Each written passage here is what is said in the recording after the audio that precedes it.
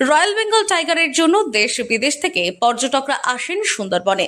কিন্তু জানেন কি, সুন্দরবন ব্যাঘ্র প্রকল্পের কাছে এমন এক প্রাণী রয়েছে যা এই মুহূর্তে বিশ্বের আর কোনো জঙ্গল বা নদী সমুদ্রে নেই।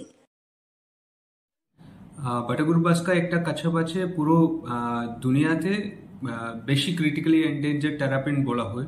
ওটা আমরা এখন বলতে পারি দুনিয়াতে ওয়াইল্ডে কোথাও নেই, এটা আমরা বলতে পারি। তো আমাদের সুন্দরবন টাইগার রিজার্ভ থেকে 7টা মেল আর 5টা ফিমেল ধরে এই কনজারভেশন প্রোগ্রামটা 2008 সালে শুরু হয়েছিল।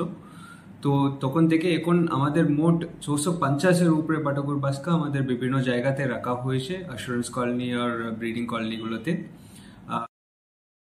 এই বিশেষ প্রাণীটির নাম বাথাগুর বাসকা বা পোড়া কাটা। এই বিশেষ প্রজাতির কচ্ছপ আর এই বিশেষ বিলুপ্তপ্রায় প্রজাতির বাটাগুর বাসকা কচ্ছপ সংরক্ষণে সফলতা পেল সুন্দরবন ব্যাঘ্র প্রকল্প।